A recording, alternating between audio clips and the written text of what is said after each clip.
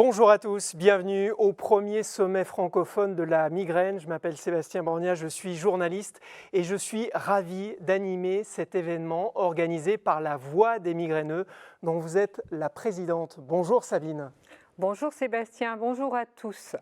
Que vous soyez migraineux, proche de migraineux, médecin, chercheur, cet événement est le vôtre. Pourquoi un sommet francophone et quelles sont les raisons qui vous ont poussé à l'organiser ?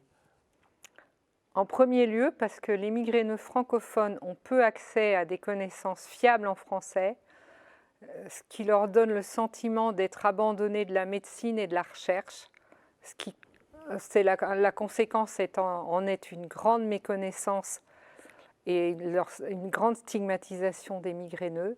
Nous avons voulu aussi en faire un événement choc pour faire bouger les lignes. Alors, de quoi va-t-on parler aujourd'hui ? On va essayer de lever le voile sur les mystères des mécanismes de la migraine et aussi sur les nouveaux traitements. La migraine, une maladie que vous connaissez bien, hein, vous vivez avec depuis de très longues années. Mes premiers souvenirs remontent à mes 6 ans. J'ai des souvenirs d'aura aussi. J'en ai parlé autour de moi et puis j'ai eu l'impression qu'on me prenait pour un peu un zinzin. Donc j'ai arrêté d'en parler. À 19 ans, j'ai eu mon premier diagnostic. À 27 ans, mon premier traitement de fond. À 50 ans, mes migraines avec aura se sont aggravées. Je suis devenue chronique pendant plusieurs années. Et comme beaucoup de migraineux, hein, vous êtes hypersensible à la lumière, ce qui explique que vous portiez des lunettes de soleil cet après-midi. Parlez-nous maintenant de votre association, l'association que vous avez co-créée en 2018. Vous nous la présentez en quelques mots et quelques chiffres ? Alors, au début, l'association La Voix des migraineux, c'était le rêve de 4 migraineuses qui avaient des parcours très différents, mais la même volonté d'aider les patients et de rompre leur isolement et leur détresse. Aujourd'hui, c'est une équipe de 25 à 30 bénévoles actifs. C'est aussi plus de 300 adhérents, une communauté de 9000 abonnés à travers tous nos réseaux sociaux. Et une association donc, qui ne cesse de grandir. Quelles actions menez-vous au quotidien ? Nous apportons du soutien aux malades à travers les messageries et les réseaux sociaux, ainsi que les mails. Nous créons aussi des outils pour les patients, c'est-à-dire comme la brochure pour une consultation réussie et la brochure des traitements, l'hygiène de vie, l'essentiel. Nous menons aussi des actions de sensibilisation, comme la campagne auprès des neurologues, la campagne auprès des pharmacies. En septembre 2020, pour la journée d'action européenne contre la migraine, nous avons mené une campagne de médiatisation qui a eu un assez grand succès. Nous enregistrons aussi des témoignages et des webinaires que vous pouvez retrouver sur notre chaîne YouTube. Et au fil des années, eh bien, cette association est devenue un interlocuteur et un partenaire incontournable. Oui, nous avons des relations avec tous les acteurs du système de santé et nous sommes intégrés dans le monde de la migraine en ayant des relations avec tous les organismes liés à la migraine. Et on voit ici vos partenaires, les pouvoirs publics. Et puis on va découvrir aussi ces autres partenaires. Merci beaucoup Sabine et à tout à l'heure. Nous vous retrouverons pour la conclusion de ce sommet. Un sommet qui est d'abord le vôtre, vous qui nous regardez via YouTube, Vimeo ou encore Zoom pour les adhérents. Vous nous regardez depuis la France bien évidemment, mais aussi depuis la Belgique, la Suisse ou encore le Canada. Alors pour des raisons techniques, seuls les adhérents connectés sur Zoom vont pouvoir poser des questions cet après-midi, mais pour les prochaines éditions, nous vous promettons d'ouvrir le chat à tous. Nous avons la chance d'avoir cet après-midi 3 éminents spécialistes de la migraine. Je vous les présente. Le professeur Schoenen, directeur de recherche sur les céphalées au CHR de Liège et professeur à l'Université de Liège. Le professeur Rivlin, chef du département des neurosciences cliniques du CHUV de Lausanne. Et le docteur Mahouet qui va nous rejoindre tout de suite pour la séquence suivante.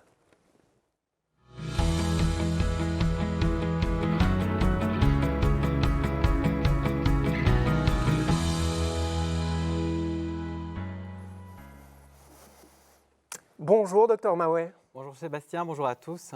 Vous êtes neurologue au centre d'urgence céphalée de l'hôpital Lariboisière à Paris. 10 000 passages par an dans votre service, c'est énorme.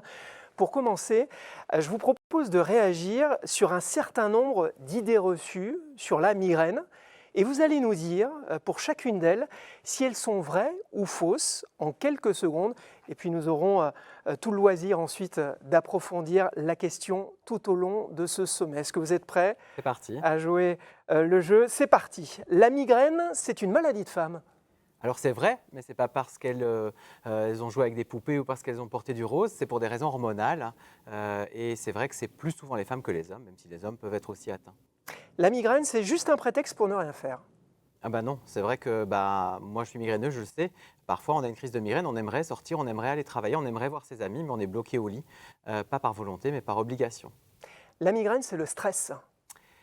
La migraine, le stress n'est pas la cause de la migraine, mais le stress peut affecter un petit peu la migraine et notamment favoriser les crises ou la relâche après un stress intense, mais ce n'est certainement pas la cause. Il peut la déstabiliser. On entend aussi, c'est le cou. Alors non, on va le voir aussi, mais c'est vrai que dans la migraine, on peut avoir une douleur qui descend jusque dans le cou, mais c'est pas pour autant, la cause n'est pas dans le cou, bien au contraire. Donc le cou n'a pas la capacité de générer des nausées, une gêne à la lumière, une gêne au bruit, comme on le verra. Le foie non plus alors. Le foie non plus, mais on peut avoir des symptômes digestifs dus à l'activation au niveau cérébral des centres des nausées. Peut-être les sinus. C'est la même chose, les patients peuvent rapporter des douleurs qui vont jusque dans les sinus et qui sont trop souvent attribuées à une sinusite. On entend aussi la migraine, c'est à cause de notre alimentation. Alors, c'est très rare que certains aliments puissent déclencher. Par exemple, le vin blanc peut être un facteur déclenchant. Ce qui est intéressant de savoir, c'est que parfois, c'est le début de la migraine. Avant même d'avoir mal à la tête, on a une envie de certains aliments, comme une envie de chocolat. Et on attribue au chocolat la crise de migraine, alors que qu'on le mange ou qu'on ne le mange pas, la crise serait venue de toute façon. Certains disent aussi ça peut venir des dents, d'un mal de dents. C'est le même principe que tout à l'heure. La douleur, elle se diffuse jusque dans les dents, mais elle est générée au niveau cérébral.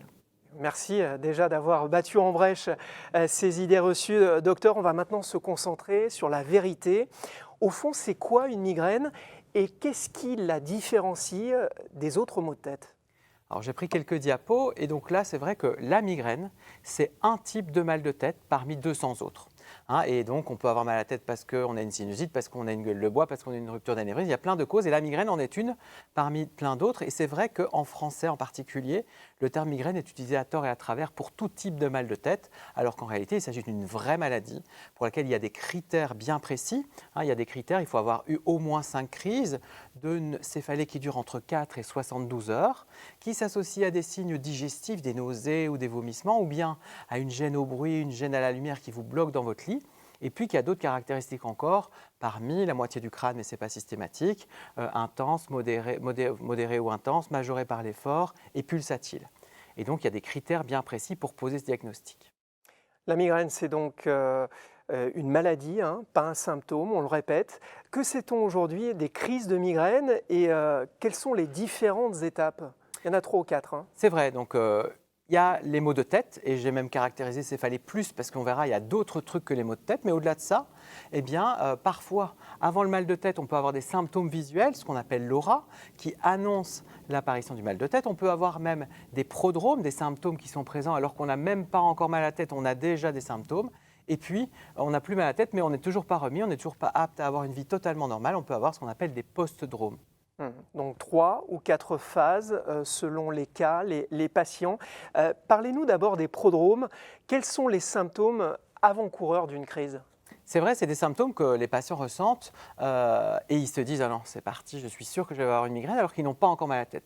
C'est une fatigue très intense, des difficultés de concentration, des épisodes de bâillement, une irritabilité, puis on le disait tout à l'heure, une envie de certains aliments, du chocolat, voire des repas gras, parfois des symptômes digestifs qui annoncent l'apparition d'une migraine. Et pour près de 30% des migraineux, eh bien, ces symptômes sont suivis d'une aura. Que ressent-on, que voit-on à ce moment-là? Alors l'aura qui est la plus habituelle, c'est l'aura visuelle. C'est une activation du cortex, donc de la partie de la surface du cerveau au niveau visuel.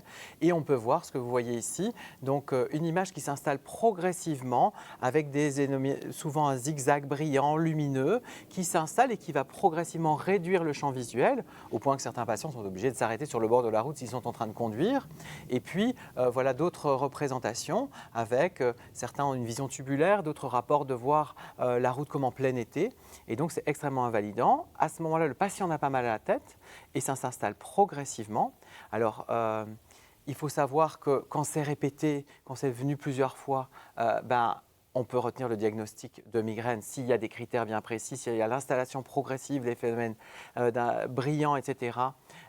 Mais la première fois, il faut se poser des questions. Il peut y avoir également des troubles sensitifs et il peut y avoir même des difficultés de la parole. Si c'est la première fois que ça arrive, bien sûr, il faut consulter. Si c'est apparu brutalement, plus encore, parce qu'il faut faire le diagnostic et éliminer que ce soit un problème vasculaire. C'est répété, il faut en parler avec son médecin, bien sûr. C'est une migraine avec aura.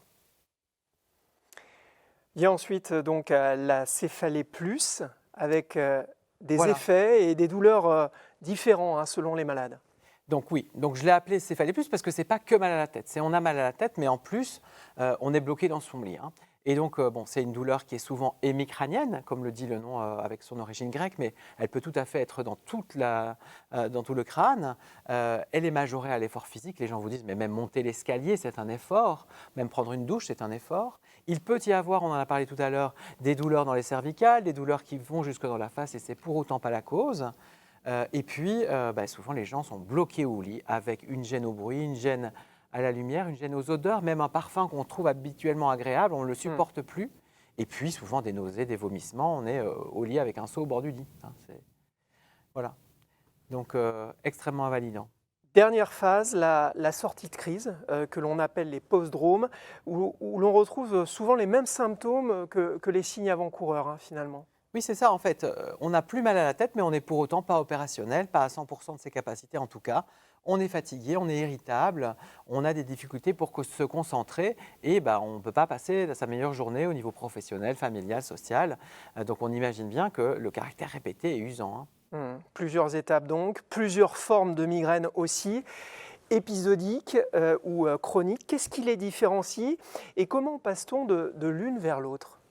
Mais c'est ce que j'ai mis sur vous voyez la ligne du temps, alors avec une forme épisodique, et chaque petit trait représente une crise qu'on vient de décrire. Et vous voyez en dessous la forme chronique où il y a beaucoup plus de traits. En fait, la forme chronique, c'est des patients qui ont plus de jours avec maux de tête que de jours sans. Vous imaginez à quel point c'est handicapant. Et la forme épisodique, elle est extrêmement variable, c'est de quelques crises par an à quelques crises par mois, mais moins d'un jour sur deux finalement. Et vous me demandiez comment on passe de l'un à l'autre. Déjà, qu'est-ce qui peut déclencher une crise ? C'est tout changement d'état. En général, le cerveau d'un migraineux n'aime pas les changements, les modifications. Il est moins tolérant aux changements. Et donc, plus de stress, moins de stress, plus de soleil, moins de soleil, plus de sommeil, moins de sommeil, le jeûne, la déshydratation, tout ça peut favoriser une crise. Mais on sait aussi que parfois, on ne retrouve pas ce changement de manière évidente. Et c'est important de le savoir. Et puis, on a parlé d'épisodique, on a parlé de chronique. On n'est pas épisodique, on n'est pas chronique, ça évolue au fil du temps. Il y a des choses qui peuvent favoriser l'évolution d'épisodique vers chronique. Et vous voyez, il y a certains facteurs de risque, et notamment la dépression, l'anxiété, le surpoids, l'excès de café, la prise trop régulière d'antidouleurs peut favoriser l'évolution vers une forme chronique qui est extrêmement invalidante. Vous imaginez le retentissement sur la vie professionnelle, sociale de quelqu'un qui a moins d'un jour sur deux où il est bien finalement. Mais heureusement, il y a des possibilités de repasser en forme épisodique et c'est pour ça que j'ai choisi ce métier aussi. C'est que avec des traitements, avec la collaboration du patient et notamment l'activité physique, l'arrêt des médicaments qui peuvent chroniciser la migraine, on peut améliorer les patients et repasser en forme épisodique. Qui est concerné aujourd'hui par la migraine ? La migraine, c'est extrêmement fréquent, c'est 12 à 15% de la population. Alors 12 à 15%, c'est énorme. C'est énorme, mais c'est avec énorme. Voilà, il y a des patients qui ont quelques crises sur l'année, et c'est vrai, il y en a qui en ont quasiment tous les jours, mais heureusement, c'est extrêmement variable. C'est plus de femmes que d'hommes, ça peut toucher les enfants, et c'est important de le savoir, c'est extrêmement invalidant, c'est quand même la deuxième cause de handicap quand on tient compte du nombre de jours avec l'affection. J'en conviens, il y a d'autres maladies qui sont extrêmement invalidantes, mais là, la migraine, ça peut durer très longtemps, ça peut commencer très tôt et ça peut perturber la vie quotidienne pendant très longtemps. Alors, j'ai juste voulu partager avec vous ici quelques données d'une enquête européenne où vous voyez que sur les 3 derniers mois, il y avait entre 10 et 16% des patients qui disaient qu'ils avaient perdu des jours de vie sociale ou professionnelle, qu'ils avaient perdu plus de 20 jours. Donc on imagine, donc c'est finalement plus d'une semaine par mois affectée par la migraine chez 10 à 15% des gens. Donc vous imaginez à quel point c'est handicapant. Et on parlait de stigmates, etc.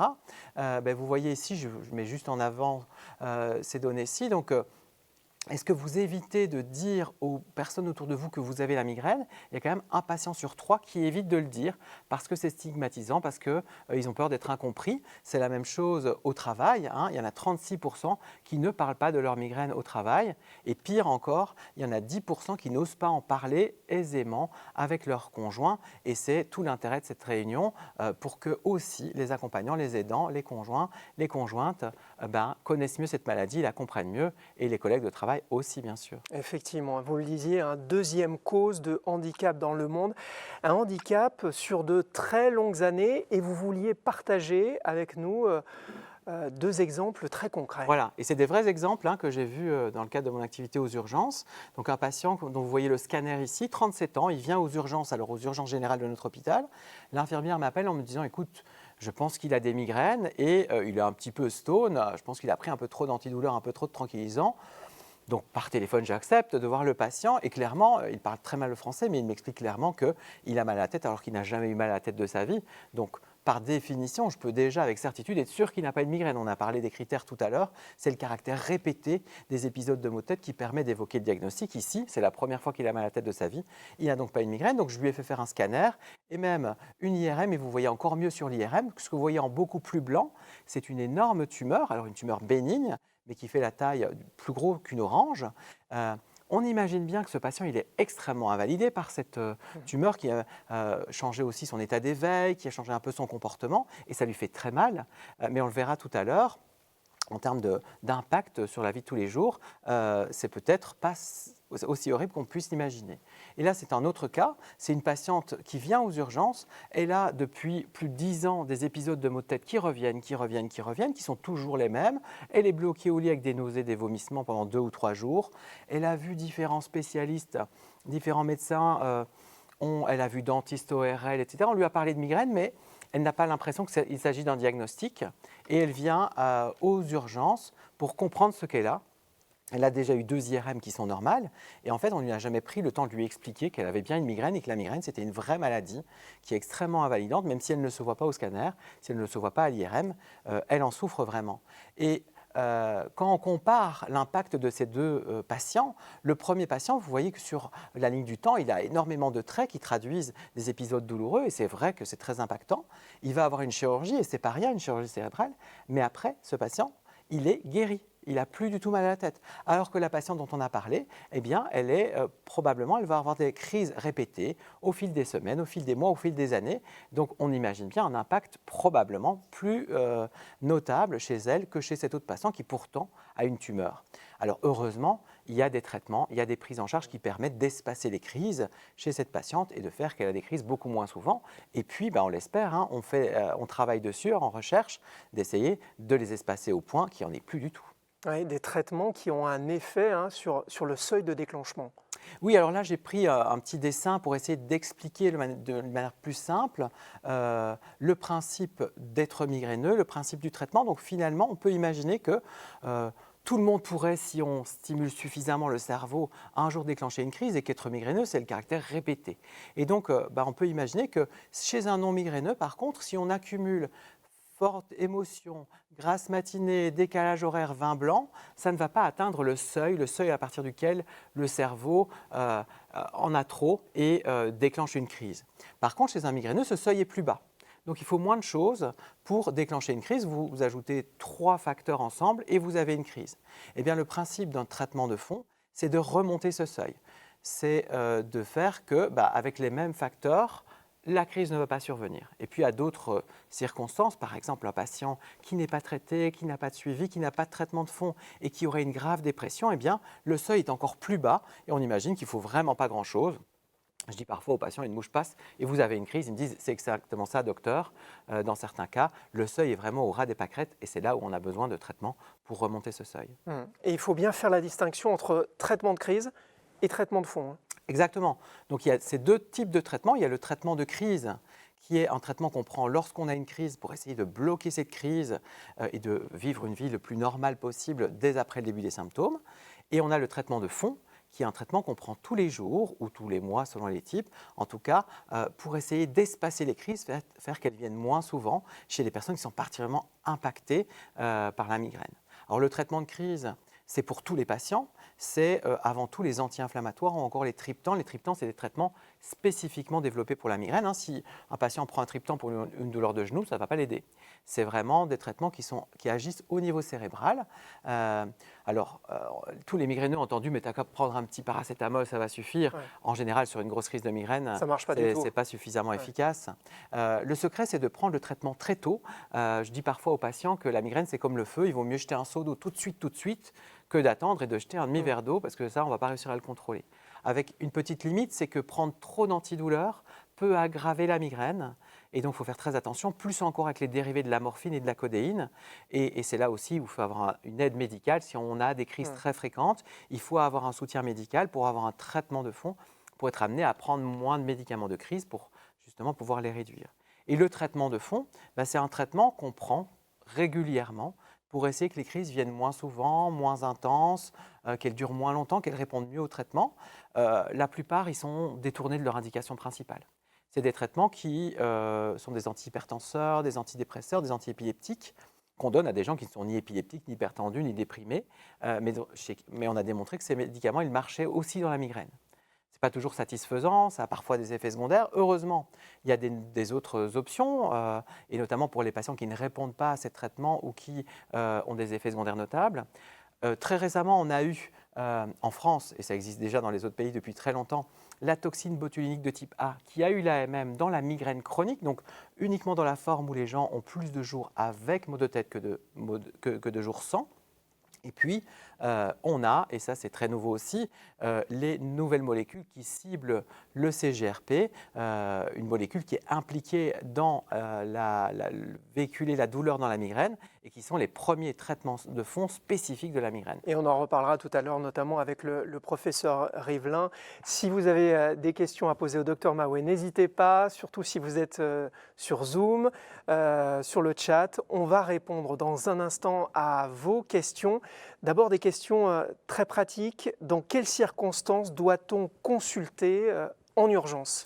Alors, consulter déjà, pas en urgence, c'est toujours, si on est affecté par ces maux de tête, il faut en parler avec son médecin généraliste. Et puis, c'est parfois une urgence. Si on a mal à la tête de manière importante pour la première fois, ce n'est pas une migraine, il ne faut pas attendre, il faut consulter. Si on a un mal de tête qui est totalement différent, un migraineux vous dit parfois, là c'est la première fois, ça ne m'est jamais arrivé d'avoir un mal de tête d'installation extrêmement brutale, j'ai eu l'impression que ça explosait dans ma tête, là c'est un motif de consultation. Et puis, si jamais on a une crise de migraine qu'on n'arrive pas à contrôler, il faut aussi à ce moment-là se rendre dans un service d'urgence pour se faire aider, pour la contrôler, parfois recourir à des traitements intraveineux. Encore une fois, ce n'est pas un simple mal de tête qui va pas. Parfois, il est extrêmement résistant au traitement classique. À qui doit-on s'adresser d'abord ? C'est votre médecin traitant qui est vraiment la clé. Et puis, parfois, si lui ne s'en sort pas, si on est face à une migraine particulièrement sévère, nous, les neurologues, on est là pour ça. Qu'avez-vous envie de dire aux migraineux qui nous regardent ? Qu'est-ce qui peut faciliter votre travail, le bon diagnostic et le bon traitement ? La première chose que je veux leur dire, c'est qu'il y a de la recherche, qu'il y a des nouveaux traitements et donc il faut venir nous voir. Et puis, il faut que vous participiez à votre prise en charge. Moi, je suis ravi quand j'ai un migraineux qui vient avec un agenda bien rempli de ses migraines, des traitements qu'il a déjà pris, qui s'intéresse à tout ça, qui, quand je lui évoque des traitements non médicamenteux comme une activité sportive ou autre, participe. C'est sûr qu'on augmente nos chances de gagner contre cette maladie. Plus vous avez d'informations, plus vous avez de chances de trouver le bon traitement. Exactement. Et c'est un travail d'équipe avec le médecin généraliste, le patient et son neurologue s'il y a besoin. Alors, on va maintenant prendre des questions des adhérents. Allez, je vous livre la première. Que dire des migraineux hémiplégiques? Alors là, c'est une forme extrêmement rare, donc je n'avais pas beaucoup de temps d'en parler, mais c'est des patients qui ont des auras extrêmement sévères au cours desquels ils n'ont pas, non seulement, on en a parlé un petit peu tout à l'heure, les troubles visuels, parfois des troubles de la sensibilité, parfois des troubles de la parole, mais ils ont même une paralysie qui peut durer quelques heures, voire quelques jours, voire davantage. Hein. C'est extrêmement rare et en général, c'est une forme génétique de la migraine. Ah, c'est Émilie qui nous posait la question. Aude nous demande en cas d'aura, durant une crise, peut-on avoir des séquelles à long terme? Alors non, l'aura, en général, l'aura, pour retenir le diagnostic d'aura typique, ça doit durer moins de 60 minutes pour chaque symptôme. Donc on l'a vu, on a souvent des symptômes visuels, parfois sensitifs, parfois la parole, maximum 60 minutes pour chaque symptôme, puis le mal de tête vient, et puis après, on retrouve une vie normale. Autre question de Marie. Combien de temps au maximum peut durer une crise sans traitement? Alors, la définition internationale de la crise, c'est 72 heures, d'accord? On imagine bien, on en a parlé, de l'horreur que c'est pendant 72 heures. Et puis après, il existe ce qu'on appelle l'état de mal migraineux. Et bien ça, c'est encore plus que 72 heures. Et ça arrive. Alors après, il faut, avant de poser ce diagnostic, s'assurer qu'il n'y a pas autre chose. Mais en effet, il y a des patients qui même dépassent les 72 heures. Et notamment, les crises pour les femmes autour des règles sont fréquemment plus longues et plus résistantes au traitement. Yves nous demande, est-ce utile de tenter le régime sans gluten? Alors, moi, je suis tout à fait ouvert aux traitements non médicamenteux, aux approches parallèles. Et on a récemment, avec la Société française d'études des migraines et céphalées, redéfini celles qui ont des preuves et celles qui n'en ont pas. Pour le moment, il n'y a pas de preuve scientifique d'un intérêt d'un régime particulier. Le seul qui pourrait peut-être avoir un intérêt, ça reste à démontrer, c'est le régime cétogène, mais c'est un régime qui doit être encadré médicalement. Et ça nous amène à la question d'Amina. Existe-t-il des traitements naturels et efficaces? Est-ce que il y a des traitements, des plantes, ça peut être efficace dans certains cas, les des plantes, tisanes, des choses non. comme ça? Les plantes, il y a eu quelques données. Finalement, quand on analyse en détail, c'est ce qu'on a fait, il n'y a pas suffisamment de données que pour les recommander, parce qu'il y a certaines études positives, d'autres négatives, et finalement, tout mis ensemble, peu d'arguments pour les recommander. Il y a même un type de plante qui peut avoir, selon la composition des gélules, une toxicité hépatique, donc on ne les recommande pas. Isadora s'interroge, est-ce possible de casser la chronicité? Oui, c'est pour ça que j'ai choisi cette surspécialité en neurologie, c'est parce qu'on peut aider les gens. Il y a des traitements et de plus en plus, et il y en a encore d'autres à venir. Et avec un patient qui participe et qui coopère, on y arrive très souvent. Malheureusement, pas encore autant qu'on voudrait, mais on continue de faire tout ce qu'on peut pour. Allez, une dernière question de Lorraine. Comment savoir quand prendre le traitement de crise? Alors, j'y ai un petit peu répondu tout à l'heure, c'est dès le début de la crise idéalement pour la couper aussi vite et arriver à la contrôler quand elle n'est pas encore trop intense. C'est très théorique, en tout cas chez les personnes qui ont des crises très fréquentes et notamment qui ont un mélange de maux de tête plus légers et plus sévères.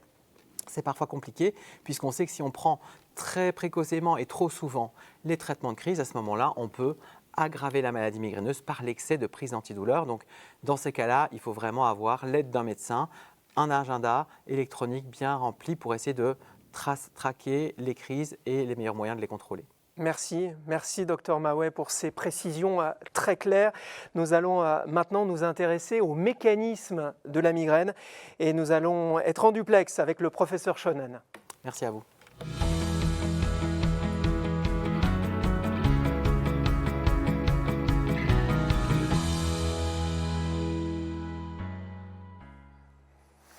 Bonjour professeur. Bonjour Sébastien, bonjour les internautes. Vous êtes neurologue, directeur de recherche sur les céphalées au CHR de Liège, professeur à l'Université de Liège. On est très heureux de vous avoir cet après-midi lors de ce premier sommet francophone et on va tenter avec vous de mieux comprendre les mécanismes de la migraine à travers là encore des questions très précises que tout le monde se pose. D'abord, nous voulions vous montrer une série de photos prises par des patients en pleine crise de migraine et partagées sur les réseaux sociaux avec le hashtag Balance ta migraine, des selfies qui valent de grands discours. Regardez.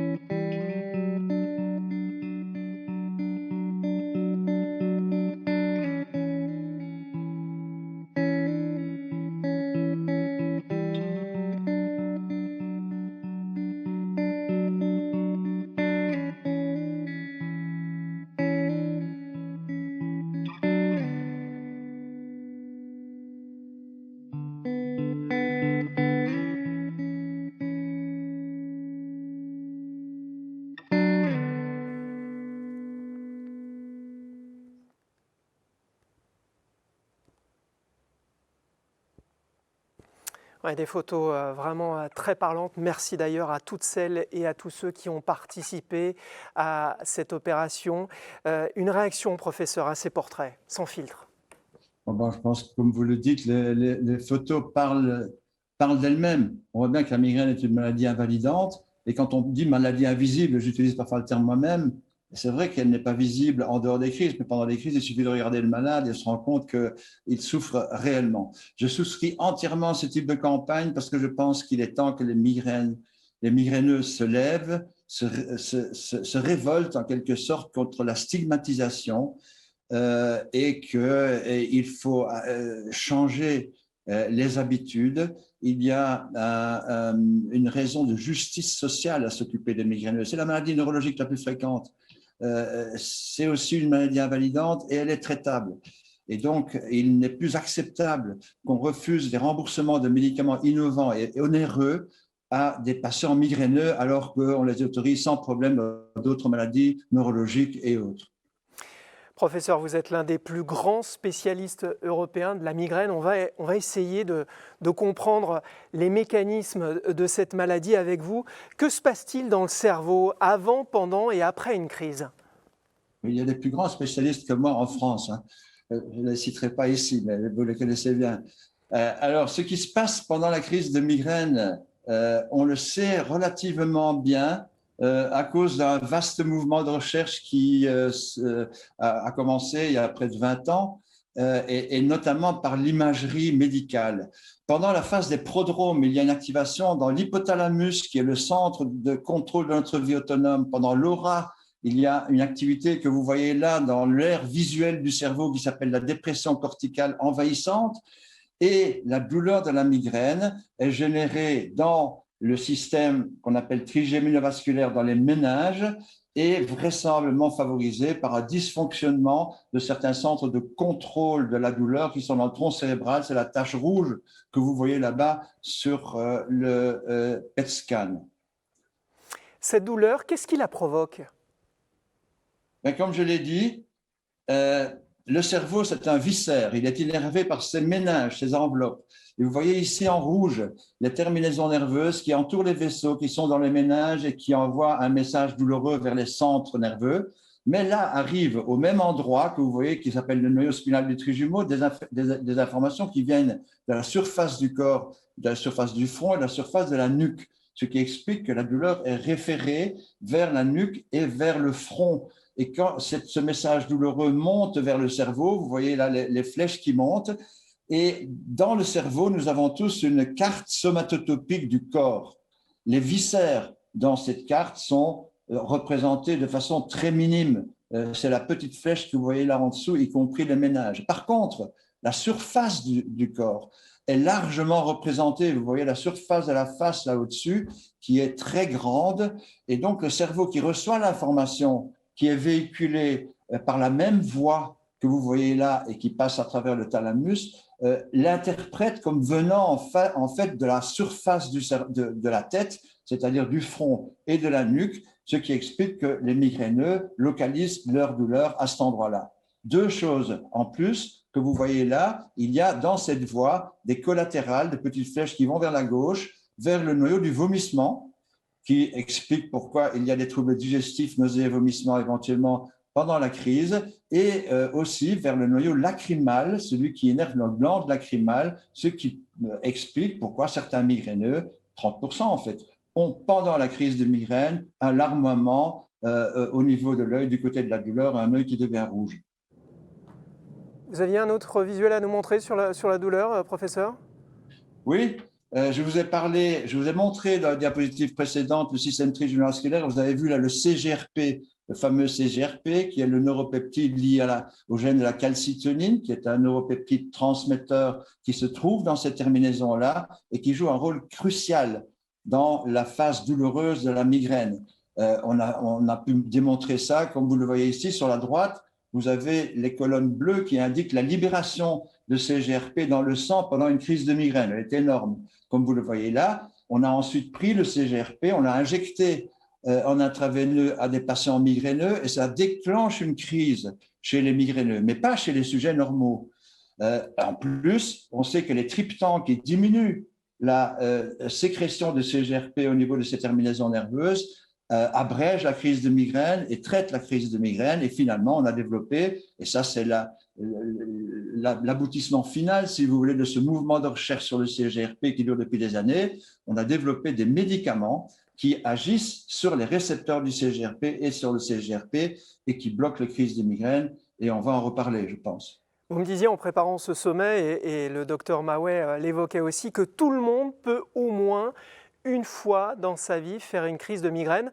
Ce qui est anormal, c'est leur multiplication. Alors pourquoi les crises se répètent ? Alors, c'est une bonne question pour laquelle on n'a pas toutes les réponses, hein, mais on a quand même quelques réponses que je vais essayer de vous montrer. Donc, pourquoi les crises se répètent? Les causes, pourquoi les crises se répètent, je pense qu'il faut les chercher en dehors de la crise. C'est dans l'intervalle intercritique. Qu'est-ce qui prédispose une personne à faire des crises de migraine? Eh bien, la première chose, et à laquelle l'école française de migrainologie et de génétique a largement contribué, c'est la génétique. Vous voyez sur les 46 chromosomes humains ici, vous voyez 3 étoiles. Les 3 étoiles indiquent les gènes où il y a des mutations pour cette forme rare de la migraine dont Jérôme m'avait parlé, qui est la migraine hémiplégique familiale. Il y en a vraisemblablement d'autres, mais c'est les 3 qui sont identifiés jusqu'ici. Ce sont les seules formes migraineuses monogéniques à l'heure actuelle. Monogénique, ça veut dire qu'il y a une mutation dans un seul gène qui provoque la maladie.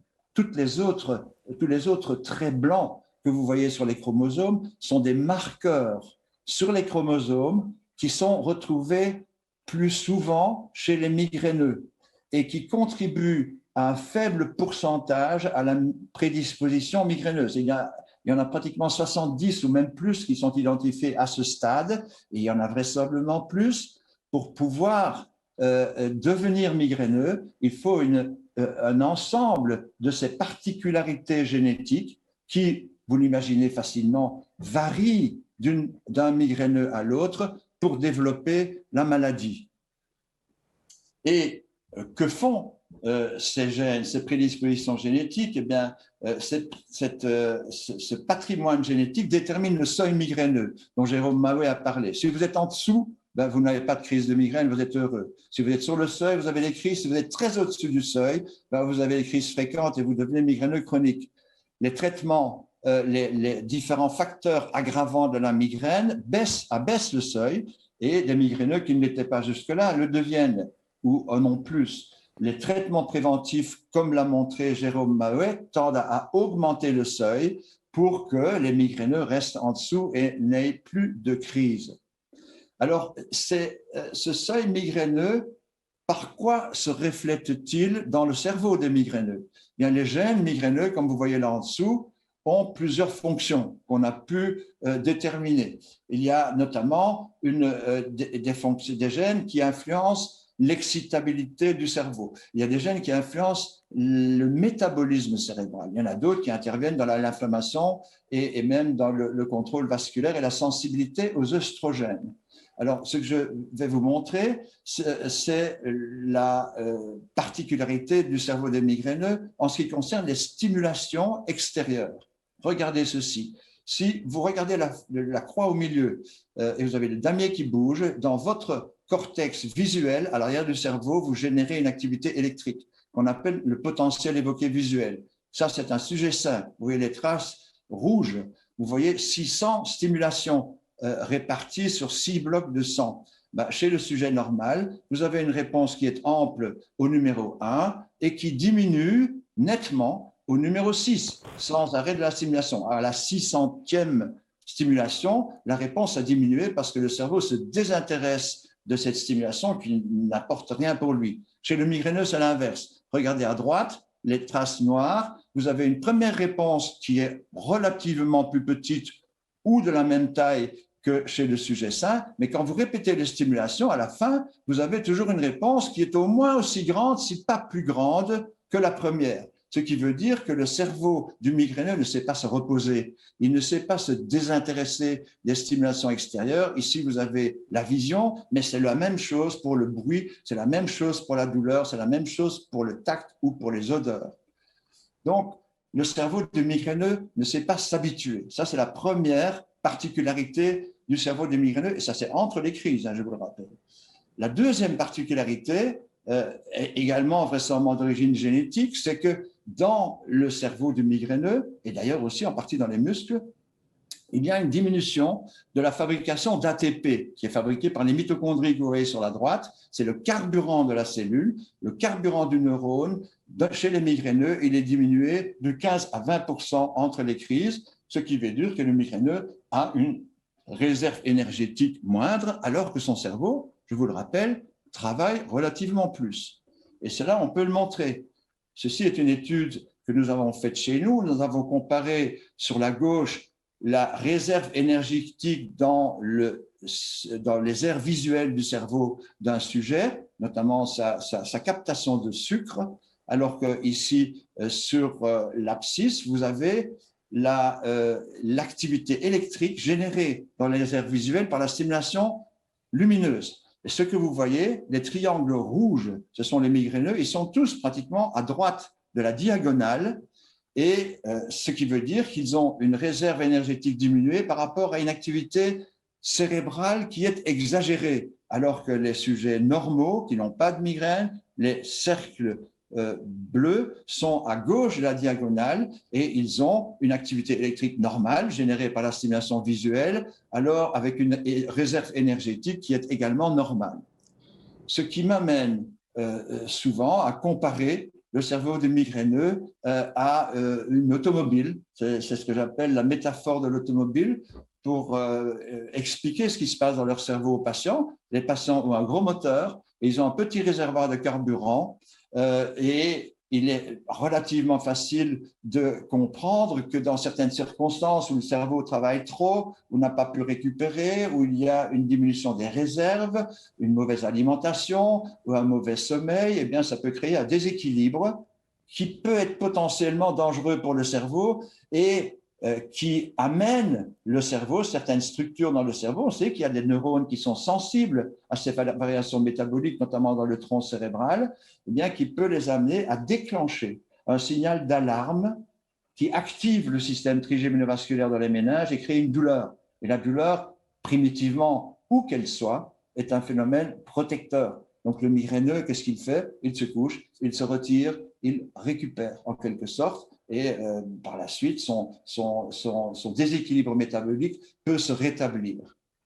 Professeur, vous nous rappelez les facteurs déclenchants?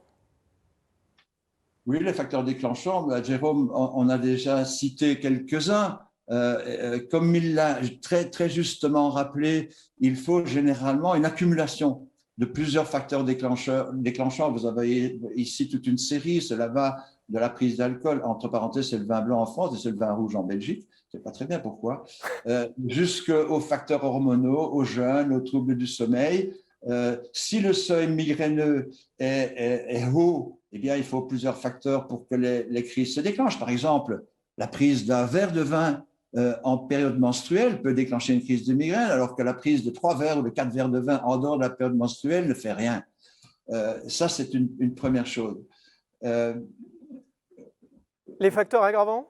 Ah oui, les facteurs aggravants. Oui, les facteurs aggravants parfois se recoupent avec les facteurs déclenchants, mais les facteurs aggravants sont des facteurs qui, de façon plus durable, on va dire, abaissent le seuil migraineux et dès lors favorisent le déclenchement des crises par les autres facteurs. Et là-dedans, on a plusieurs choses, notamment, et rappelons qu'il y a une majorité de femmes qui souffrent de migraines, les œstrogènes. Le traitement œstrogénique, de façon générale, que ce soit avant ou après la ménopause, a tendance à abaisser le seuil migraineux. L'accumulation de fatigue et de stress a tendance à abaisser le seuil migraineux. Certaines conditions météorologiques aussi peuvent déclencher, mais peuvent aussi abaisser le seuil de façon plus durable. Une mauvaise hygiène de vie, une vie sédentaire a tendance à abaisser le seuil migraineux. Donc, il y a plusieurs facteurs, j'en ai cité que quelques-uns là, qui peuvent changer le seuil et favoriser le déclenchement des crises. Chez les femmes, la majorité des crises se déclenchent pendant les règles. Est-ce qu'on sait pourquoi? Alors, on a des éléments de réponse, oui, bien sûr. D'abord, rappelons, et Jérôme l'a déjà dit, que bon, il y a trois fois plus de femmes qui sont atteintes. Avant la puberté, il y a autant de garçons que de filles. Donc, c'est manifestement les œstrogènes, essentiellement, et accessoirement la progestérone, qui favorisent l'éclosion et l'aggravation de la migraine chez la femme. La migraine disparaît quand même parfois, en tout cas même 8 fois sur 10, dans le 2e et 3e trimestre de la grossesse. La migraine sans aura, pas la migraine avec aura. Et il y a une raison à ça, dans laquelle je n'ai pas le temps d'entrer. Et 70% de femmes ont une migraine qui disparaît ou qui s'améliore très fortement après la ménopause. Alors, pourquoi est-ce que les crises se déclenchent, notamment au moment des règles? Alors, rappelons qu'au moment des règles, il y a à peu près 50% de migraineuses qui ont des crises qui sont déclenchées au moment des règles, mais aussi en dehors des règles. Il n'y a que 10% de femmes, en fait, comme vous le voyez sur le graphique de gauche, qui ont exclusivement des crises au moment des règles. Et chez ces patientes-là, on a pu mettre en évidence des anomalies génétiques, notamment au niveau du récepteur des œstrogènes. Par contre, il y a aussi 40% de femmes qui n'ont pas de crise déclenchée par les variations hormonales au moment des règles. Encore une fois, ça vous montre l'hétérogénéité de la prédisposition migraineuse. Alors, pourquoi est-ce que les crises peuvent se déclencher au moment des règles? C'est illustré sur la droite. Vous avez au-dessus le diagramme de fréquence des crises au moment des règles, premier jour des règles, et puis vous voyez les lignes rouges. La ligne rouge, c'est la variation du taux dans le sang des œstrogènes. Et vous voyez que ce taux baisse juste avant les règles. Et puis, il remonte par la suite. C'est aussi le cas pour le taux de la progestérone.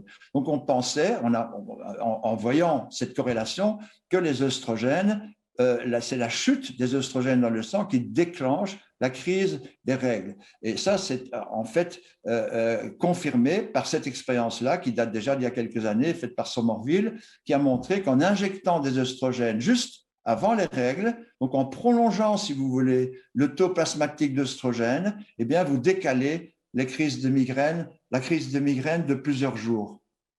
On a beaucoup incriminé le rôle de la pilule. On a d'ailleurs vu certaines femmes ne plus avoir de migraine en changeant de moyen de contraception.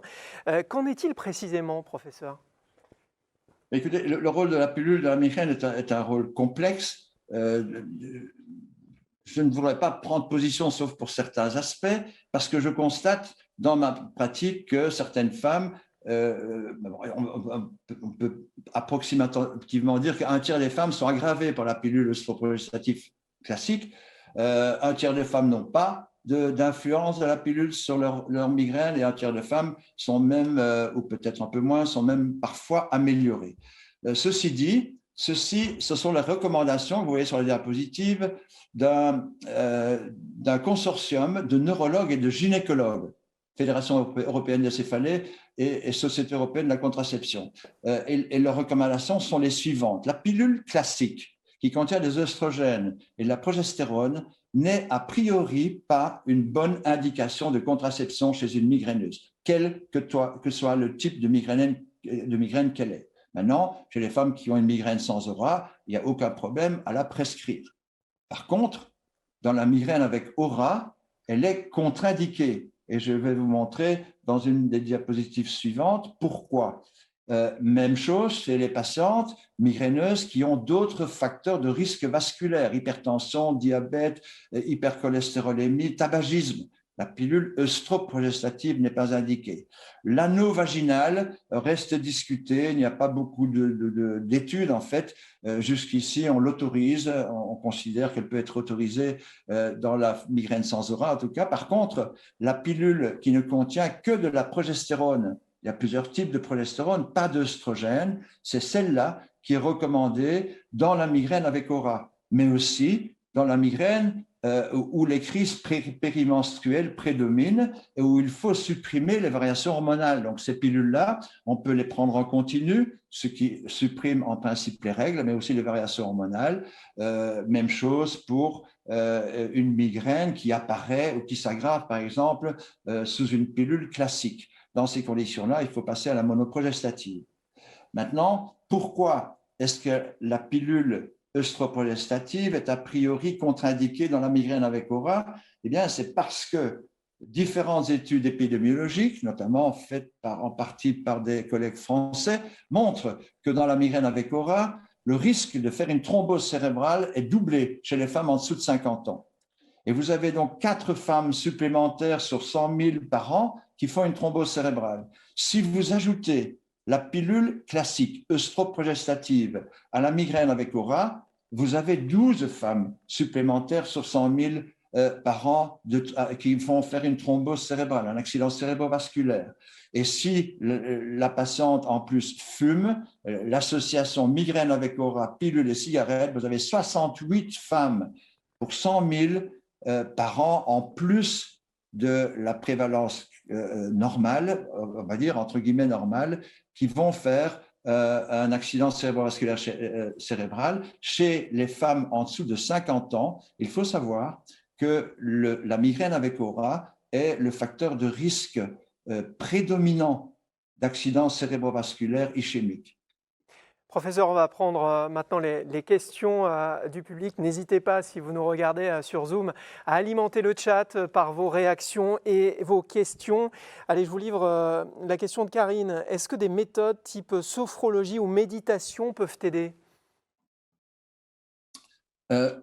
Oui, bien sûr. Les méthodes, ce qu'on appelle les traitements cognitivo-comportementaux, peuvent aider les migraineux. Seulement, les études qui ont été faites montrent qu'ils sont plutôt un adjuvant éventuellement à un traitement médicamenteux. Il y a notamment une étude qui montre clairement que quand on associe un traitement cognitivo-comportemental à un traitement par un agent préventif antimigraineux comme un bêta-bloquant, on a un effet supérieur par rapport au bêta-bloquant seul. Par contre, si on ne fait que le traitement cognitivo-comportemental, l'effet n'est pas nécessairement supérieur à un placebo. Valentine nous demande, est-ce que la migraine peut entraîner des troubles cognitifs, concentration, mémoire ? Tout à fait, c'est bien connu pendant la crise des migraines, les troubles cognitifs peuvent être majeurs avec difficulté de concentration, d'attention visuelle, de mémoire. Maintenant, entre les crises, ça reste un peu plus discuté. Certaines études montrent en tout cas que chez les patients qui ont des crises fréquentes, il peut persister même entre les crises des troubles cognitifs. Et ça concerne essentiellement la mémoire, l'attention visuelle, la mémoire et les problèmes de concentration. Allez, peut-être une dernière question. Fatou nous demande, est-ce que la migraine est une fatalité, professeur ? Bon, loin de là, la migraine n'est pas du tout une fatalité. J'espère que les mouvements de patients qui essaient de sensibiliser et d'informer les personnes vont vous convaincre qu'elle ne l'est pas. Pourquoi elle ne l'est pas? Parce qu'elle est traitable. C'est une maladie neurologique qui est invalidante, mais traitable. Et il y a toute une série de traitements dont Jérémy Mahoué a déjà parlé. Il ne faut surtout pas se résigner et surtout pas écouter les mauvaises langues dans la société qui, malheureusement, essayent de vous répéter à longueur de journée qu'il ne faut rien faire, que de toute façon, maman l'avait et grand-maman l'avait et qu'il n'y a rien à faire et qu'il faut vivre avec. Bien sûr, il faut vivre avec comme il faut vivre avec n'importe quelle maladie, mais il ne faut pas, surtout pas, laisser tomber les bras. Oui, et d'ailleurs, l'objectif de ce sommet, c'est avant tout de démêler le vrai du faux, et on arrive à le faire aussi grâce à vous, professeur. On comprend mieux avec vous les mécanismes de la migraine. Je voudrais à présent qu'on écoute le témoignage de patients. Vous allez le voir, certains ont testé de très nombreux traitements, de nombreux essais et de nombreux effets secondaires. Regardez et écoutez.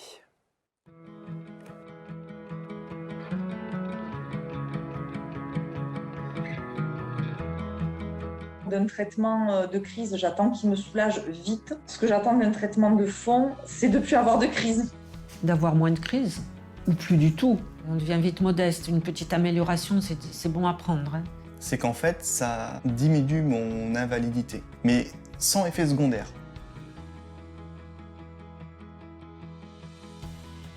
J'essaie d'y aller graduellement.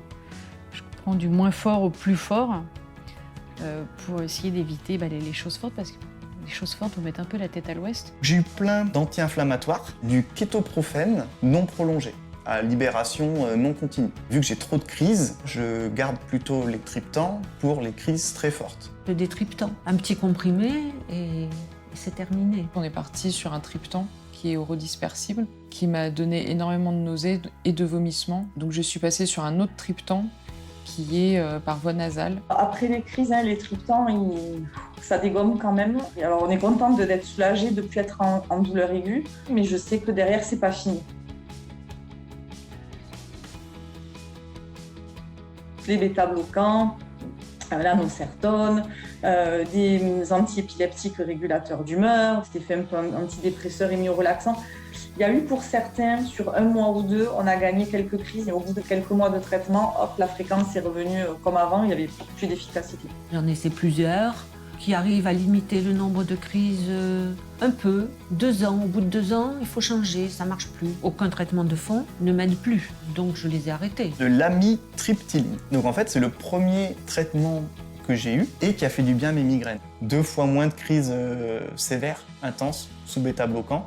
Après, j'ai eu un antihistaminique. Après, j'ai aussi eu un antiépileptique. Sur les 3, il y en a un qui fait baisser la tension, donc lui on l'a éliminé complètement. Il y a celui qui fait prendre du poids, donc là moi j'ai dit niette catégorique, je n'y touche plus. Donc il me reste le 3e qui est efficace de façon très irrégulière. J'avais une faible tension. Alors du coup j'ai un traitement qui augmente la tension, et ça je pense que ça a aidé aussi à faire descendre le plafond d'intensité des migraines. L'amitriptyline, ça a eu une efficacité pendant 1 mois. Après, mes crises ont fait qu'empirer et j'en ai de plus en plus. Ensuite, de l'oxétorone. Les crises sont revenues petit à petit. L'antiépileptique, et premier temps, ça a été plutôt efficace parce que j'ai espacé un peu les crises. Et puis au bout d'un moment, c'est un palier où stop, ça a fini de faire effet et puis les crises sont là.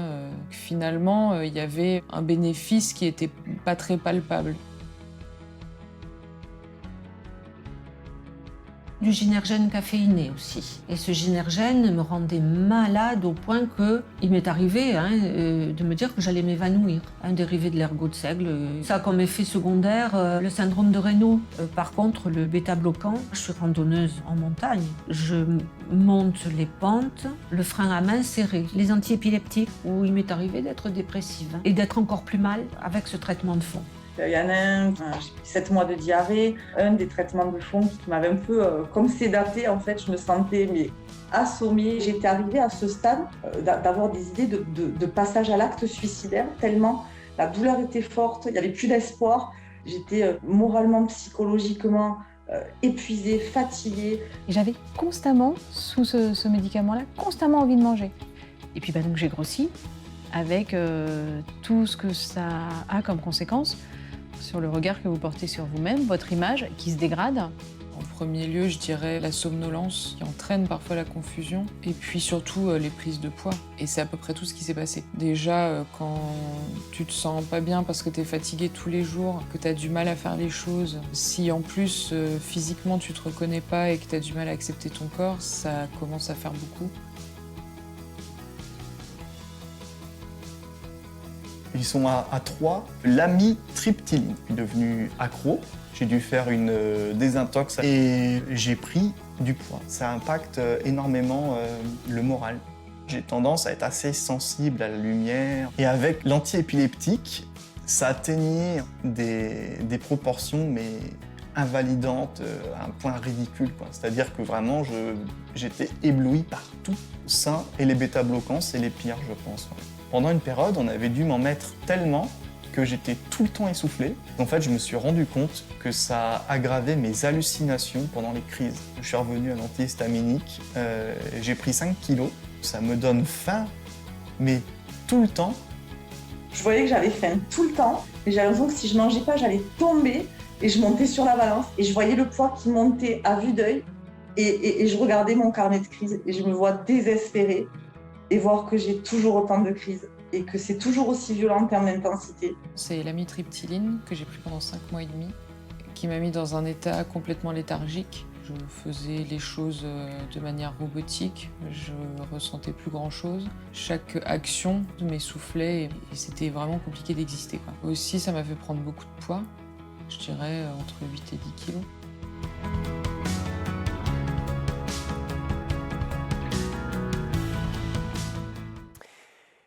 Une réaction, professeur, à ces témoignages très forts.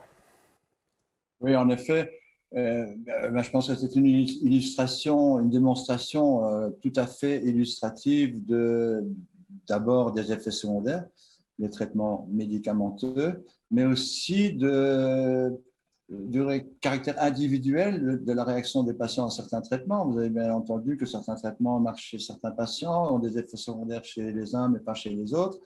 Et donc, il faut, ça nous apprend, je pense, nous les praticiens, qu'on doit veiller à individualiser l'approche thérapeutique et ne pas trop se fier aux règles générales. D'un autre côté, je voudrais quand même aussi donner de l'espoir aux migraineux qui nous écoutent. Vous avez entendu des patients qui ont mal réagi ou pas réagi au traitement préventif. Il faut quand même savoir qu'il y a une proportion importante de patients migraineux qui sont bien traités par les traitements préventifs et de la crise qui existe à l'heure actuelle. Chaque cas est donc différent. Comment gérer les traitements de crise et de fonds disponibles? Quelles sont les perspectives d'avenir? Alors, je ne vais pas entrer dans les détails des traitements classiques, si vous voulez bien, et plutôt me focaliser sur les nouveaux traitements. Juste comme introduction, je voudrais rappeler ce que Jérôme Mahouet, je pense, a déjà signalé, c'est que le moment où la crise de migraine est traitée est très important.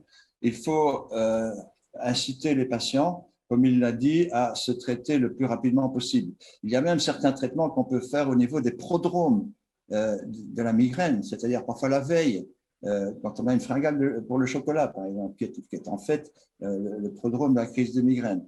Il y a des traitements qu'il ne faut pas faire au niveau de l'aura si possible. Par exemple, les triptans. Lorsque vous les prenez au niveau de l'aura et que la céphalée met du temps à apparaître par la suite, risque de ne pas être efficace. Il faut idéalement que la céphalée soit déjà légère pour les prendre. Plus le traitement est tardif, plus la crise de migraine est avancée, plus l'intensité de la céphalée est importante et les signes associés sont graves, plus le traitement est difficile et je vais y revenir.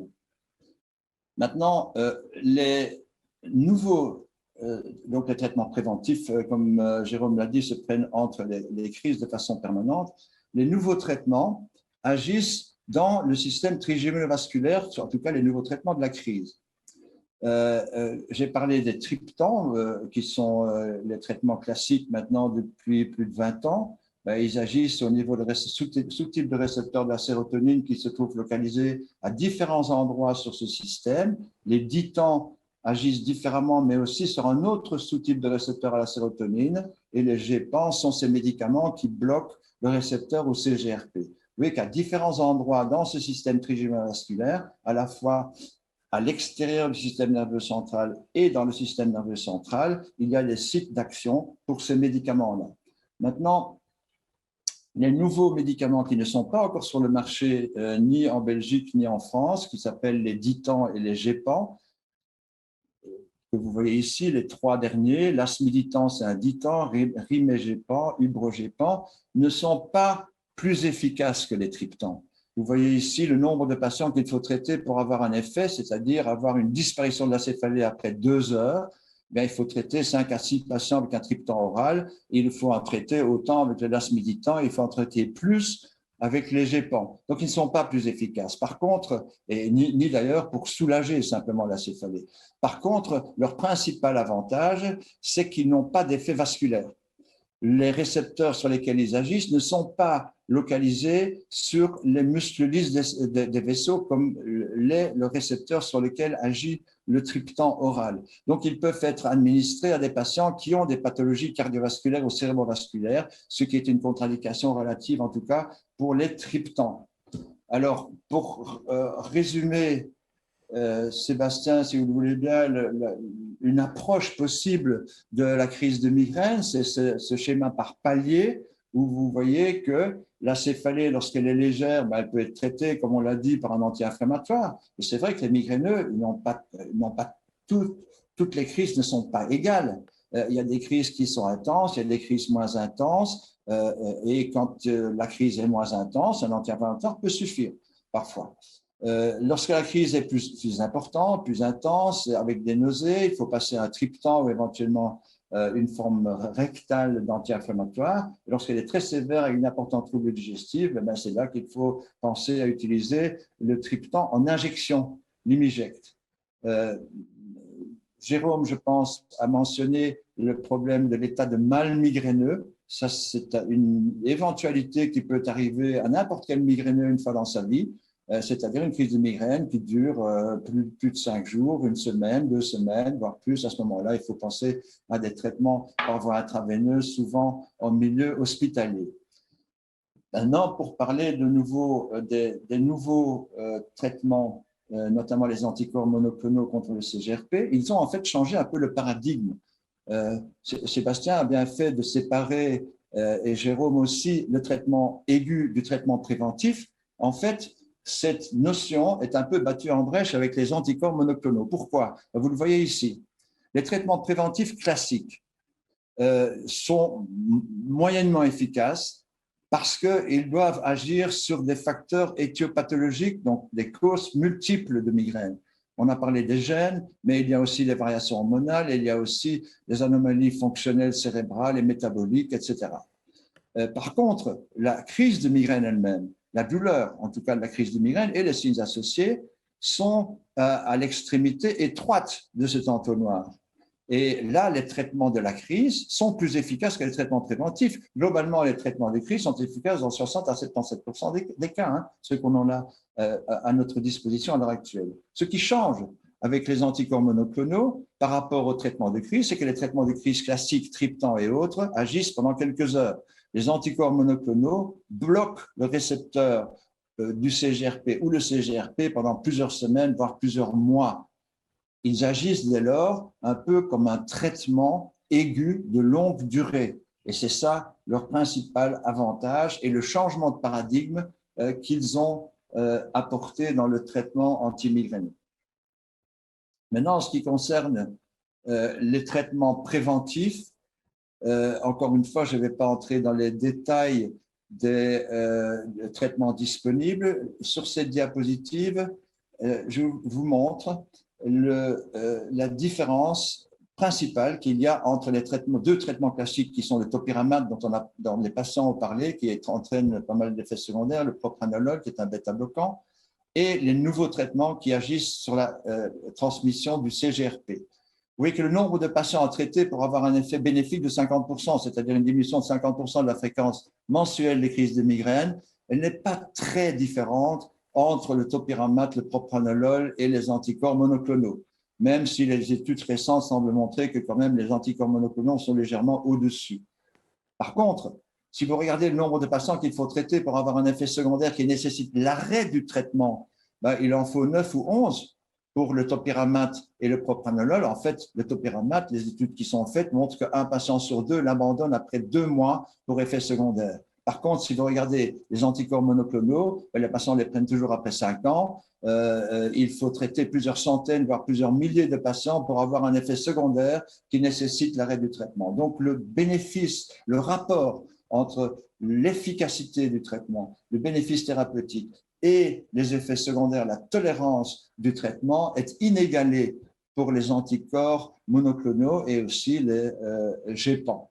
Donc, pour terminer, ce que je voulais vous montrer, c'est un schéma de nouveau qu'on peut appliquer pour le traitement préventif des crises de migraine.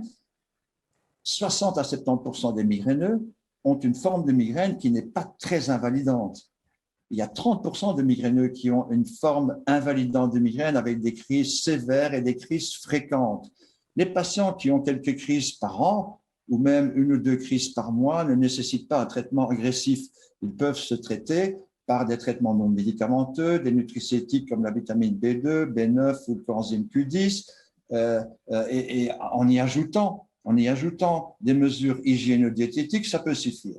Lorsque la migraine est de fréquence moyenne en dessous de 8 jours de migraine par mois, ben, il faut penser aux bêta-bloquants, il faut penser aux sartans, qui sont aussi des traitements utilisés dans l'hypertension, en tenant compte des effets secondaires possibles. On peut aussi associer les traitements de ce palier-là avec ce palier-là. Mais si la migraine dépasse 8 jours par mois, on arrive dans une migraine très invalidante et à ce moment-là, on arrive au 3e palier de traitement qui sont le topiramate, éventuellement les tricycliques, mais aussi les anticorps anti-CGRP, les anticorps monoclonaux qui maintenant, en tout cas en Belgique par exemple, sont remboursés uniquement si le patient a au moins 8 jours de migraine par mois et s'il a déjà essayé au moins 3 traitements antimigraineux classiques. Finalement, dans la migraine chronique, qui est la forme la plus invalidante, la plus sévère de migraine, plus de 15 jours de céphalée par mois avec 8 crises de migraine, où les traitements de fond classiques deviennent généralement totalement inefficaces, bien là, les anticorps monoclonaux anti-CGRP sont toujours efficaces et aussi, comme Jérôme l'a rappelé, la toxine botulique de type A, le Botox, en injection péricrânienne multiple. Finalement, je ne voudrais pas vous laisser sur l'impression qu'il suffit de prescrire un traitement médicamenteux migraineux et puis de le revoir 6 mois ou 1 an plus tard. L'ordonnance n'est qu'un aspect de la prise en charge des migraineux. Je pense que quand on prend en charge des migraineux, il faut, comme je l'ai dit, individualiser le traitement. Il faut tenir compte du profil de l'individu. Et ce profil, sans entrer dans les détails, comprend tout ce qui est indiqué ici. Le type de migraine est important. La migraine avec aura, par exemple, le traitement le plus efficace, c'est un autre antiépileptique qui s'appelle la lamotrigine. Et ce n'est pas le Topamax, ce n'est pas la dépakine, ce n'est pas les autres. Alors que la lamotrigine n'est pas efficace dans la migraine sans aura. Il faut tenir compte évidemment des traitements antérieurs et actuels. Il faut tenir compte de l'hygiène de vie, du climat hormonal, du profil psychosocial et professionnel, des comorbidités très importantes chez les migraineux. La migraine est une des maladies qui a le plus d'autres maladies associées avec elle, notamment les troubles anxieux, la dépression, mais aussi d'autres maladies, les maladies inflammatoires, articulaires, etc. Et last but not least, tenir compte de la préférence personnelle du patient. Il y a des patients qui n'aiment pas des traitements médicamenteux et on peut leur proposer des traitements non médicamenteux. Voilà, je vous remercie de votre attention. C'est nous qui vous remercions, professeur Schoenen. Merci d'avoir participé à ce premier sommet francophone de la migraine. On a beaucoup appris grâce à vous. Merci. Vous parliez il y a un instant des anti-CGRP. Je voudrais qu'on écoute à présent des patients qui l'ont testé, les anti-CGRP qui suscitent beaucoup d'espoir chez certains d'entre eux. Témoignage.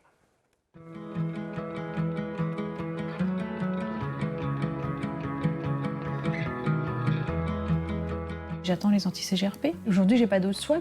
Une chance, un espoir, quand on entend parler que pour 25% des patients traités, c'était du miracle, c'est-à-dire c'était un retour à la vie normale. Je vais commencer bientôt un anti-CGRP qui, j'espère, m'aidera à diminuer le nombre de crises et peut-être aussi l'intensité. J'ai été une bonne candidate pour les anticorps monoclonaux anti-CGRP. C'est très très positif parce que là où d'habitude je faisais plus d'une dizaine de crises, je suis à une. Depuis le démarrage de ce traitement, il y a une nette diminution. Ça fait longtemps que je n'avais pas été bien comme ça. J'ai l'impression que je reprends un peu les rênes et c'est un peu un retour vers la vie quand même. En tout cas, je suis pleine d'espoir. J'ai l'impression que petit à petit, on va vers le mieux et que je peux remettre en place des petites choses. J'en ai entendu parler. Je sais que c'est très prometteur. Peut-être que ça m'aidera. Il faudrait tester. Mais déjà, pour pouvoir tester, il faut que ça soit accessible.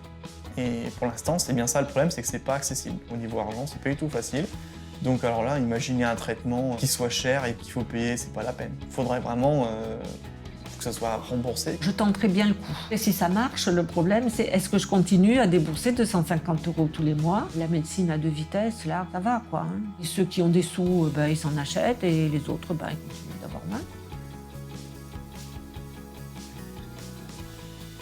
Il y a vraiment une mauvaise connaissance de penser que la migraine, c'est une petite faiblesse, c'est pour les gens un peu fragiles ou...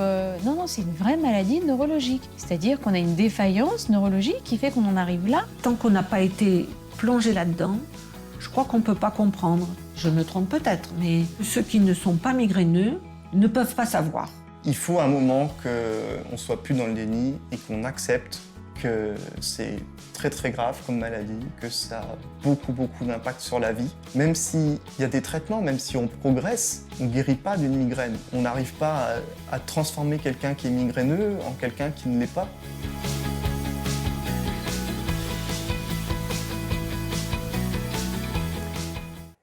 Et on va parler tout de suite de ces anti-CGRP avec le professeur Rivlin.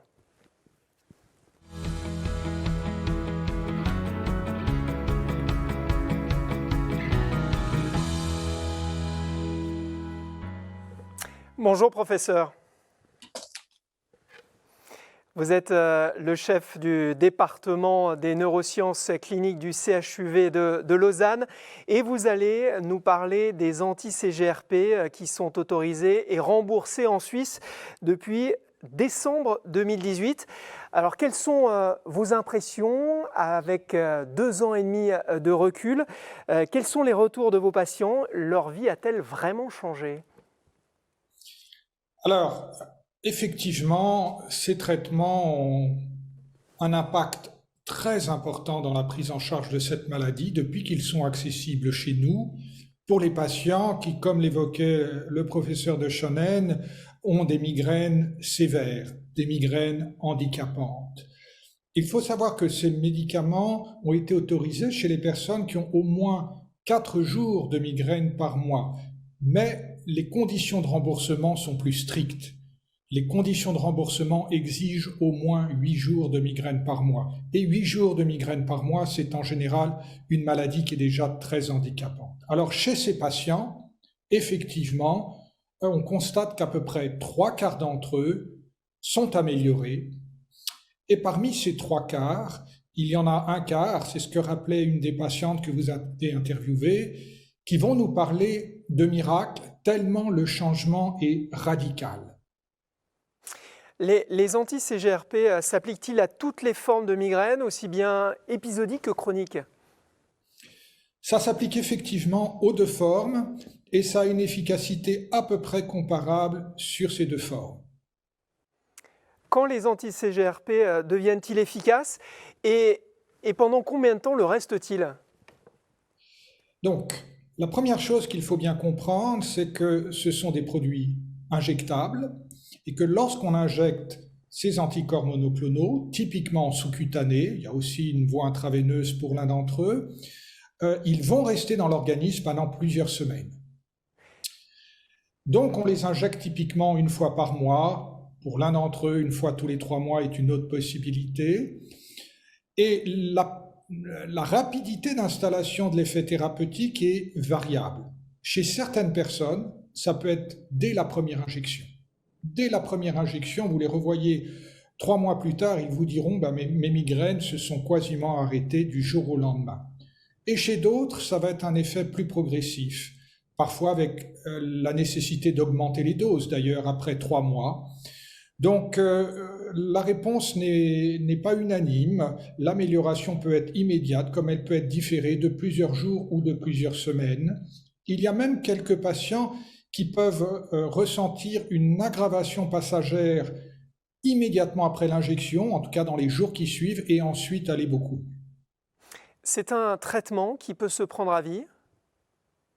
Alors, pour l'instant, on ne peut pas le dire. Le recul est insuffisant. Les études les plus anciennes ont été réalisées déjà il y a plus de 5 ans, donc il y a certains patients qui sont à plus de 5 ans de ces traitements. Ce que l'on peut dire, et par notre expérience en Suisse, on est bientôt à 3 ans, c'est que l'effet se maintient. Ça, c'est extrêmement important. Pour les patients qui sont répondeurs, ils peuvent légitimement avoir la crainte que ce miracle ne va pas se poursuivre. Eh bien si, il se poursuit, il se maintient, on peut dire que l'effet qu'on a eu après 3 mois, en général, va rester à peu près stable. Ceci étant, il y a une obligation en Suisse d'arrêter le traitement au bout d'1 année pour une période qui est aujourd'hui de 2 à 3 mois. Après quoi, on peut le reprendre si les migraines ont récidivé et sont redevenues trop fréquentes. Donc, ce n'est pas réellement un traitement continu au jour d'aujourd'hui, c'est un traitement discontinu par cycle d'1 année. Et je vous le dis, jusqu'à ce jour, on est maintenant pour certains patients au 3e cycle. l'effet semble se maintenir de manière inchangée. Est-ce que l'on peut craindre qu'à long terme, il y ait des complications, notamment vasculaires? C'est une hypothèse qui a été formulée, qui pour l'instant n'est étayée par aucune donnée, mais il faut bien reconnaître que les effets néfastes des anti-inflammatoires, lorsqu'on les prend trop souvent, chez la personne âgée en particulier, que ce soit le risque cardiovasculaire ou le risque rénal, on a mis très longtemps à les découvrir. Donc, il faut rester prudent sur l'effet à très long terme. Mais y a-t-il des effets secondaires et si oui, lesquels? Alors ça, c'est vraiment le grand avantage de ces médicaments. Ils n'ont quasiment aucun effet secondaire. Lorsque vous regardez toutes les études publiées, les études de référence dans les plus grands journaux, on ne voit aucune différence entre le traitement et le placebo. Et c'est ce qu'on retrouve dans la vie courante. Il y a essentiellement un effet que l'on remarque avec un des produits, c'est la constipation, qui peut être gênante chez certaines personnes. Mais finalement, vous voyez, le fait qu'on se concentre sur cet effet secondaire, et c'est pas pour le minorer, mais c'est un indicateur de l'excellente tolérance générale. Pourquoi n'y a-t-il pas d'effets secondaires, contrairement à d'autres médicaments? Alors, si on compare notamment aux effets secondaires fréquents que l'on a avec des antiépileptiques notamment, mais aussi avec des anticalciques, les anti-CGRP anticorps monoclonaux ne passent pas ce qu'on appelle la barrière hémato-encéphalique, celle qui sépare le cerveau du sang, et de fait, ils ne vont pas agir sur le cerveau. Beaucoup des effets secondaires gênants des produits que j'évoquais avant sont liés à leur impact sur le cerveau, les antiépileptiques en particulier. Donc effectivement, il y a d'excellentes raisons pour lesquelles les patients ne souffriraient pas de ces effets secondaires avec les anti-CGRP. Et puis il faut rappeler que les anticorps monoclonaux sont des produits très spécifiques. Ces anticorps monoclonaux, comment les administre-t-on? Donc, comme je l'évoquais, c'est un traitement injectable parce que c'est des produits qui, de la même manière qu'ils ne passent pas la barrière sans cerveau, vont avoir des difficultés à pénétrer par l'appareil digestif. Donc on les injecte, typiquement en sous-cutané, comme de l'insuline, avec des systèmes d'auto-injecteurs qui font qu'une fois que le patient a appris, il peut lui-même réaliser cette injection une fois par mois. Et très honnêtement, la plupart du temps, il n'y a quasiment aucune douleur, aucune gêne. Voilà. Il y aura dans l'avenir aussi un produit qui est injectable par voie veineuse, mais pour l'instant, c'est par voie sous-cutanée. Les anti-CGRP peuvent-ils être associés à d'autres thérapies et si oui, comment? Alors je dirais surtout qu'ils n'ont pas d'interaction avec les autres médicaments qu'on utilise dans la migraine ou avec les autres médicaments en général. Donc de ce point de vue-là, il n'y a vraiment aucune limitation. En termes de prise en charge assécurologique, la seule impossibilité pour nous, par exemple en Suisse, c'est à la fois d'avoir un traitement anti-CGRP et à la fois un traitement par la toxine botulique dans la migraine chronique. Parce que les assurances refuseraient de rembourser ces deux traitements onéreux en même temps chez le même patient. Alors on a de nombreuses réactions et questions sur le chat sur ces anti-CGRP. On va en sélectionner quelques-unes. Agnès nous dit, y a-t-il différentes doses des anti-CGRP? Alors une injection par mois suffit-elle? Bon, vous avez commencé à répondre à cette question, mais est-ce que vous voulez la préciser? Précisez votre réponse, professeur. Alors, une injection par mois, c'est la règle et on peut difficilement s'en départir à cause des contraintes assécurologiques. Il est clair que certains patients nous disent au bout de 3 semaines, j'ai le sentiment d'avoir besoin d'une nouvelle injection. Et on aimerait pouvoir leur prescrire le traitement de manière un petit peu plus fréquente. Malheureusement, on ne peut pas à cause de ces problématiques de remboursement. Les dosages sont différents pour un des produits qu'on peut commencer, on va dire, à mi-dose et puis doubler la dose à 3 mois si cela paraît nécessaire. Il y a un autre produit qui nécessite une double dose au départ pour la première injection, puis ensuite une simple dose. Voilà. Sinon, c'est vraiment les doses qui restent toujours les mêmes. Puis vous avez évoqué la réglementation en Suisse. un an de traitement et puis ensuite une pause de 2 ou 3 mois. Ça nous rappelle cette question de Cécilia qui disait « Peut-on utiliser l'anti-CGRP 12 mois sur 12 sans danger ?» Avec le recul qu'on a aujourd'hui, bien évidemment. Il faut comprendre que la logique qui a prévalu pour imposer la pause thérapeutique après un an, elle est liée d'une part au fait qu'il est classique de considérer dans la migraine qu'un traitement de fond qui fonctionne a vocation à être interrompu après un certain temps, et puis je dirais surtout pour des raisons assez curologiques et de coût. Maintenant, j'évoquais la question tout à l'heure, est-ce qu'on peut craindre des effets secondaires sur le long terme, que ce soit en cas de traitement ininterrompu sur plusieurs années ou de traitement qu'on interromprait 2 mois tous les ans? Pour l'instant, on n'a aucun effet secondaire rapporté sur le long terme, mais voilà, il faut rester prudent et seul l'avenir pourra nous le dire. Question de Ludovic, pourquoi les anti-CGRP coûtent-ils si cher ? Alors, ils coûtent cher parce que ce sont des traitements modernes et que les laboratoires pharmaceutiques, lorsqu'ils mettent sur le marché des traitements nouveaux, et d'autant si ces traitements sont efficaces, eh bien, ils essayent d'en tirer, et on peut le comprendre, de leur point de vue en tout cas, les meilleurs profits possibles. Rappelons qu'aujourd'hui, il y a des médicaments qui sont mis sur le marché pour des maladies rares, des maladies très difficiles ou pour des cancers très difficiles à traiter qui peuvent atteindre le 1 million par an par patient, voire au-delà. Ici, on est à 500, 600 euros par injection multiplié par 12. Comparé à ces autres traitements que j'évoque, c'est un prix qui me semble très raisonnable et comparé aux gains pour les patients dans leur vie de tous les jours, y compris leur vie professionnelle.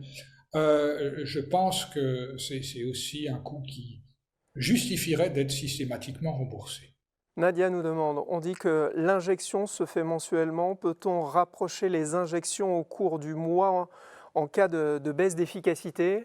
Là aussi, vous avez commencé à... On l'a déjà évoqué. Ouais. On aimerait bien le faire chez certains patients, parce qu'ils nous montrent des carnets de crise qui indiscutablement montrent que pendant 3 semaines, ça va très bien, puis la 4e semaine, ça va moins bien de manière systématique.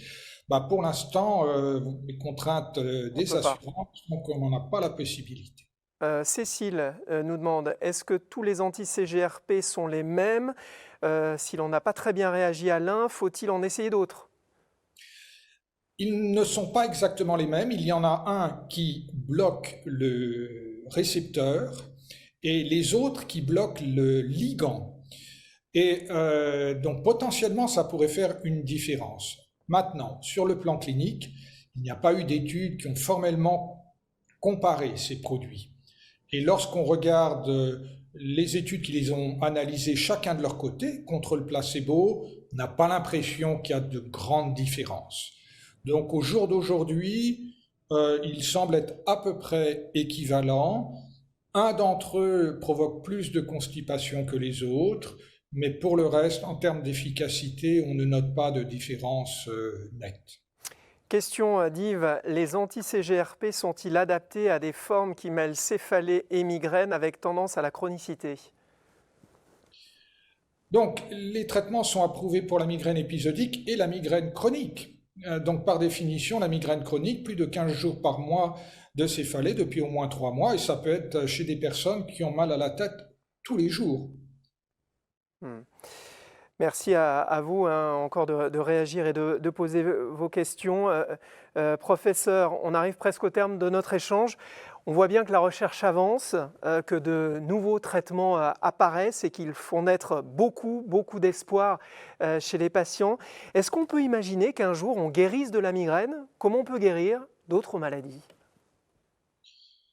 Alors, guérir de la migraine au sens faire disparaître toutes les caractéristiques de notre organisme qui nous prédisposent à la migraine, je ne le crois pas. En tout cas pas dans un avenir proche, parce que ça voudrait dire aussi finalement changer notre génome. Il y a une part génétique importante. Ceci étant, peut-être qu'un jour on comprendra mieux comment la migraine apparaît. Elle apparaît à des moments particuliers de la vie, notamment chez la femme, à l'adolescence.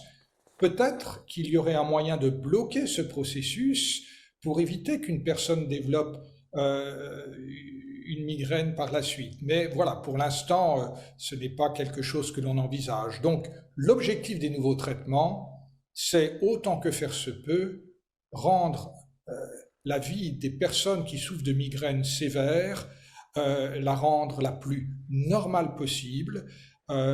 Et je crois qu'aujourd'hui, on a des armes qui permettent de le faire chez de plus en plus de patients, et ça, c'est extrêmement positif. Merci, professeur Rivlin. Merci pour ce retour d'expérience et merci d'avoir participé à ce premier sommet. Merci. On va maintenant retrouver Sabine pour la conclusion de ce sommet.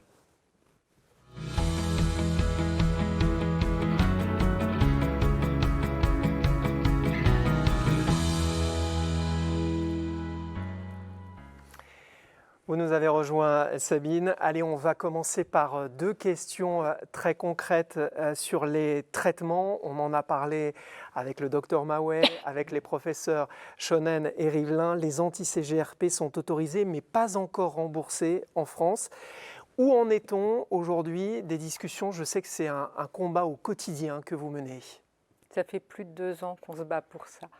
À l'heure actuelle, ils sont remboursés dans 16 pays d'Europe et dans la majorité des pays du monde, des grands pays du monde. En France, grâce à l'action conjointe de la Société française d'études des migraines et céphalées et de la Voix des migraineux, 2 des anti-CGRP sont commercialisés mais non remboursés en pharmacie. Un 3e a fait une demande de remboursement auprès de la Haute Autorité de Santé. Nous avons rédigé une contribution pour apporter la voix des patients. D'autre part, pour apporter un maximum de chances d'être soulagés aux migraineux chroniques, nous avons aussi apporté notre contribution à la demande de remboursement pour la toxine botulique. La toxine botulique est indiquée dans la migraine chronique.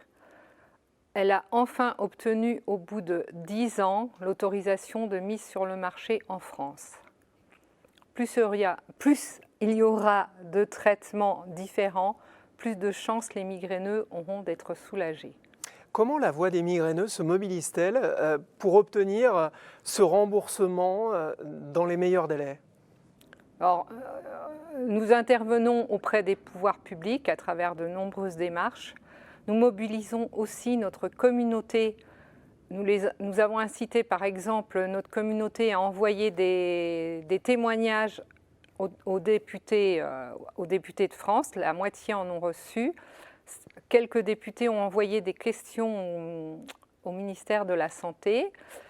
Nous avons lancé aussi le mouvement Balance ta migraine, auquel nous vous demandons de participer. Il consiste à envoyer une photo de vous en crise ou un texte et le publier sur les réseaux sociaux avec le hashtag Balance ta migraine. Oui, on a vu les selfies au début de ce sommet, effectivement des photos très marquantes et très parlantes. On arrive presque au terme de ce premier sommet, Sabine. Quel message voulez-vous adresser aux migraineux qui nous regardent? Un message d'espoir. La recherche avance.